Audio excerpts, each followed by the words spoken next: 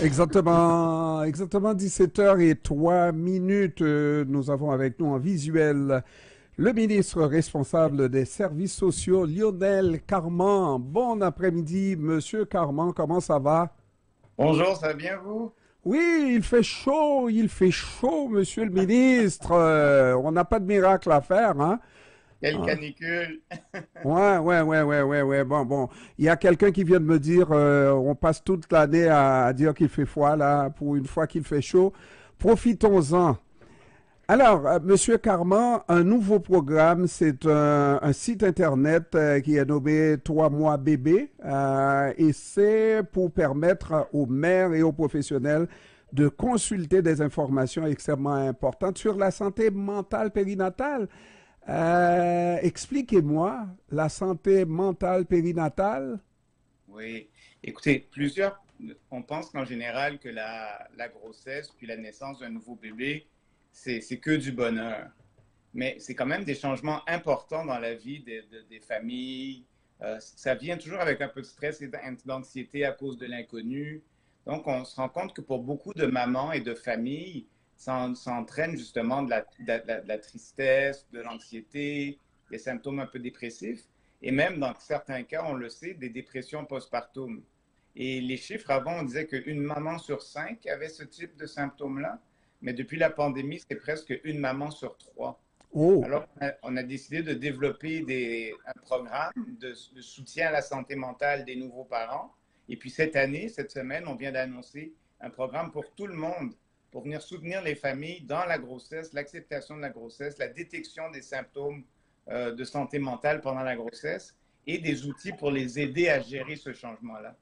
peut-être, Monsieur le ministre, je vais dire une bêtise, mais est-ce que dans ce cas-là, une femme qui donne naissance et qui connaît un épisode de détresse, un épisode comment on dit même, elle est en dépression, n'est-ce pas, postpartum, est-ce qu'elle ne finit pas toujours, dans tous les cas, à s'en débarrasser? Est-ce que ça prend des services beaucoup plus appropriés, approfondis dans certains cas?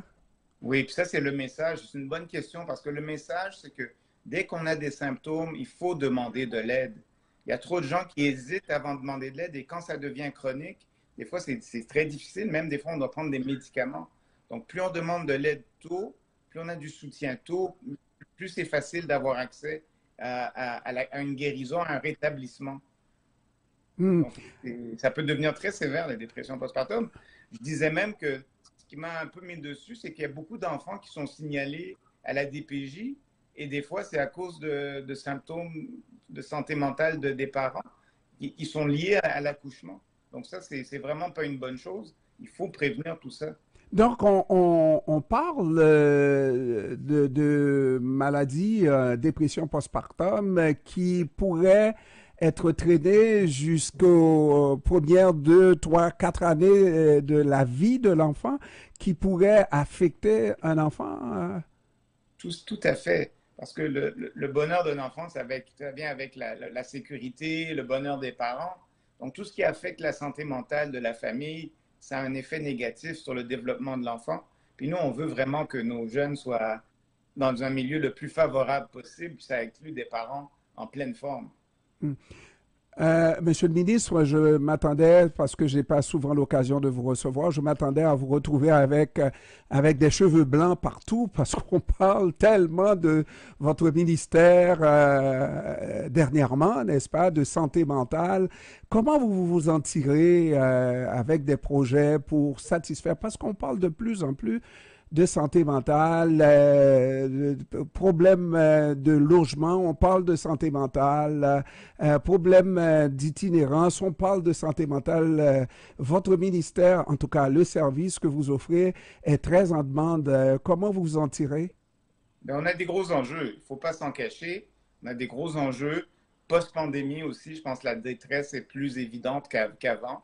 Puis nous, ce qu'on fait, c'est essayer d'offrir le plus de services possible. Je pense qu'on a bien réussi au niveau des jeunes. Puis même au niveau des jeunes, on voit que nos listes d'attente baissent. On a des aires ouvertes, incluant une à Montréal-Nord, une dans l'est de Montréal aussi. sont des sites où les jeunes peuvent consulter pour le problème de santé mentale sans rendez-vous. Donc, je les encourage à y aller et à parler de leur santé mentale, parler de leurs enjeux. Chez les adultes, on est en train de faire le même processus. Et ce qu'on essaie de faire, c'est d'essayer d'aller ouvrir l'accès dans les CLSC pour que justement le sans rendez-vous santé mentale puisse revenir. Jusqu'à présent, on a utilisé beaucoup le 811 Info Social, la ligne téléphonique. Et ça fonctionne bien. Il y a beaucoup de gens qui l'utilisent, mais il y a quand même des gens qui sont hésitants à aller l'utiliser. Puis nous, ce qu'on veut vraiment, là, c'est débarrasser les urgences, que les gens n'aillent pas à l'urgence pour le problème de santé mentale parce qu'ils attendent des heures et des heures. Souvent, c'est comme les systèmes de classification aux urgences, c'est en lien avec le risque de maladie, de mourir.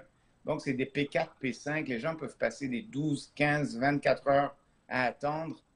Il faut avoir accès plus rapidement quand on a un problème de santé mentale et on y travaille très fort.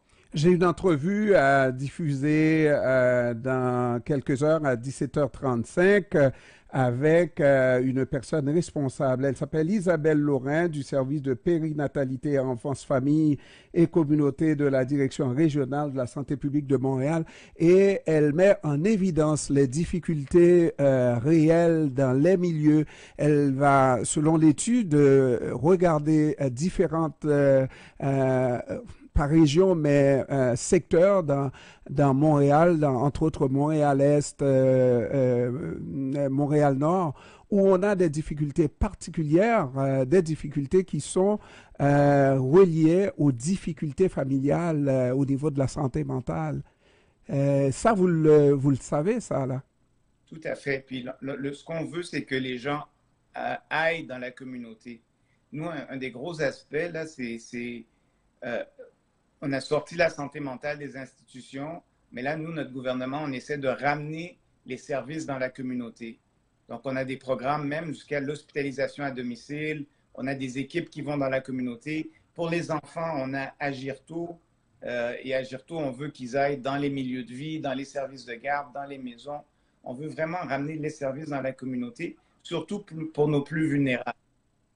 Et les plus vulnérables, parce que des fois, il faut comprendre le phénomène, parce que on regarde, c'est pas la même situation à Montréal-Nord qu'à Westmount, par exemple. Donc, c'est un niveau de vie, un niveau d'éducation que les gens n'ont pas toujours, n'est-ce pas, qui favorise ce type de problème-là. Exactement. Puis donc, il faut faire un effort supplémentaire. Heureusement, on travaille très bien avec votre nouvelle PDG, Madame Demelo, et avec toutes les équipes pour déployer les programmes dans Montréal-Nord. Et puis, on fait la même chose aussi avec l'Est de l'île. On a développé vraiment une expertise en santé mentale et une expertise en développement de la jeunesse dans ces deux régions-là. Est-ce que, dans le fond, vous ne pouvez pas faire des miracles, vous faites ce que vous pouvez, mais est-ce qu'à un moment donné, on se dit, bon, c'est Montréal-Nord, ça a toujours été ainsi, c'est Saint-Michel, le quartier de la radio. Vous n'êtes jamais venu encore à la radio, je vous invite, hein, Monsieur Carman, dans Saint-Michel, donc c'est comme ça, et puis on va laisser ça comme ça parce que ça a toujours été ainsi. Non, non, pas du tout, pas du tout. Je travaille très bien avec tous les députés de la région. Quand il y a des projets particuliers, je les appuie. Puis comme je dis, on fait même un effort particulier pour soutenir là où les besoins sont plus grands, là où les gens ont moins tendance à aller vers les services. Il faut faire vraiment un effort supplémentaire pour amener les services vers eux. Vous allez voir, on va avoir un programme pour les jeunes qui va se déployer bientôt. Vous allez voir qu'on fait des efforts vraiment additionnels à Montréal-Nord. Monsieur Carman, dites-moi, est-ce que ça vous dit de marquer cette période parce que c'est pas tous les jours qu'on a un Canadien québécois venu d'ailleurs qui occupe une fonction aussi importante dans un gouvernement pour marquer sa présence, son passage, parce qu'on ne fait que passer, n'est-ce pas? On passera tous. Et marquer cette présence, surtout vous occuper d'un dossier extrêmement important, la santé mentale, la DPJ. Dites-moi, qu'est-ce qu'on fait pour marquer son passage? Bien, je pense qu'on essaie de développer des choses qui sont innovatrices. Comme je vous dis, pour les services jeunesse, Agir tôt, avec le dépistage à 18 mois lors de la vaccination, Quand on est arrivé, personne ne recevait des services là, de physiothérapie, ergothérapie, orthophonie gratuitement comme ça dans le réseau. Ça, c'est un nouveau programme. Les aires ouvertes, c'est un nouveau programme. Ce qu'on fait au niveau de la DPJ et puis le déploiement de la commission Laurent, ça aussi, c'est toutes des choses que je compte laisser bien en place. Et c'est pour ça que je pense que dans ce deuxième mandat, le plus important pour moi, c'est de consolider ce qu'on est en train de faire. Vous êtes fier de ce que vous avez accompli? Ah, absolument, absolument. Encore beaucoup de choses à faire, mais je pense que ce qu'on a fait, c'est solide, ça va perdurer et puis c'est bon pour tout le monde. Juste peut-être un dossier avec le chef, n'est-ce pas, qui nous donne l'impression, nous, les Canadiens venus d'ailleurs, qu'on ne fait pas partie des vrais Québécois, n'est-ce pas? Parce que chaque fois qu'on prend des mesures, surtout, exemple, les demandeuses d'asile, n'est-ce pas, qui n'ont pas droit à une garderie de CPE et tout le monde, la logique nous dit, bon, c'est des gens qui veulent travailler. S'ils veulent, si elles veulent participer à l'effort, mais il ne faut pas qu'elles restent à l'aide sociale. Il faut qu'on leur donne un coup de pouce. Aujourd'hui encore, l'ex-première ministre a fait une sortie là-dessus. C'est la logique qu'il faut aider ces gens-là aussi, leur permettre. Et ils vivent au Québec, ils sont donc des Québécois. Puis on veut que tout le monde puisse participer. Je pense que ce que le premier ministre essaie de dire, c'est qu'actuellement, on reçoit beaucoup de gens et puis tout le monde s'en rend compte qu'on est un petit peu dépassé par l'afflux de nouveaux arrivants. Nous, ce qu'on veut, c'est vraiment s'assurer que ceux qui sont au Québec, ceux qui sont déjà sur place, reçoivent les meilleurs services et le meilleur soutien possible. Puis ça, c'est clair pour nous tous, là, au Conseil des ministres, incluant le premier ministre.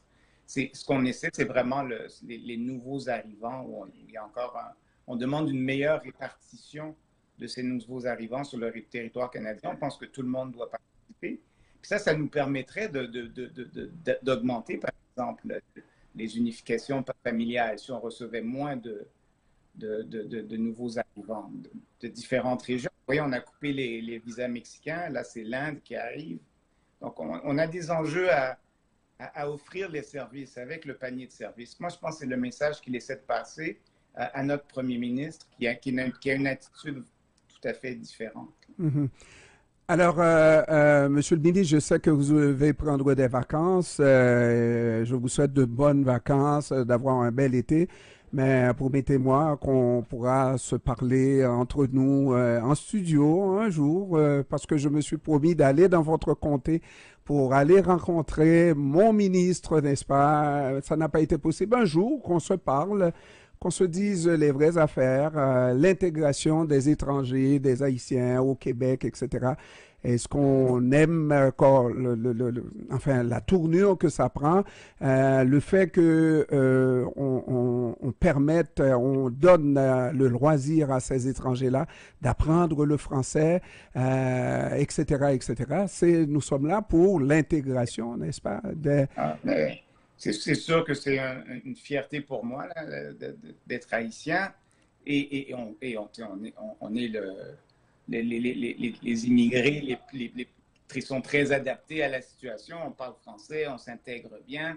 Moi, je pense que ça c'est du bonbon. Là. Ce qu'il faut faire, c'est s'assurer que c'est ça, d'offrir plus de services, de travailler plus sur l'éducation, etc. Puis, je pense qu'on est tous commis à faire ça. Moi, j'ai été président du groupe d'action contre la lutte sur le racisme et on a mis des choses en place qui sont également très intéressantes. Christopher Skeet, il fait un travail fantastique. On a ouvert les CA aux gens issus de la diversité ethnique, culturelle. On s'assure que la place des nouveaux arrivants et ceux qui sont intégrés dans la société québécoise soit la meilleure possible. Alors, hein? Comment tu dis? Ah! Content, M. Carman. Content. Lionel Carman, qui est ministre responsable des services sociaux. On va s'organiser, on va prendre temps, quand il fait moins chaud, Monsieur le ministre, parce que je ne veux pas que vous développiez des cheveux blancs comme moi, n'est-ce pas? Vous êtes bien jeune, avec autant de responsabilités, n'est-ce pas? Mais on va se parler calmement, posément, et puis Absolument. voilà. Quelque part en été, Monsieur le ministre. Avec plaisir. Merci Lionel Carman, merci d'avoir pris du temps de nous parler cet après-midi. Merci. Au revoir. Au revoir. Merci. Au revoir.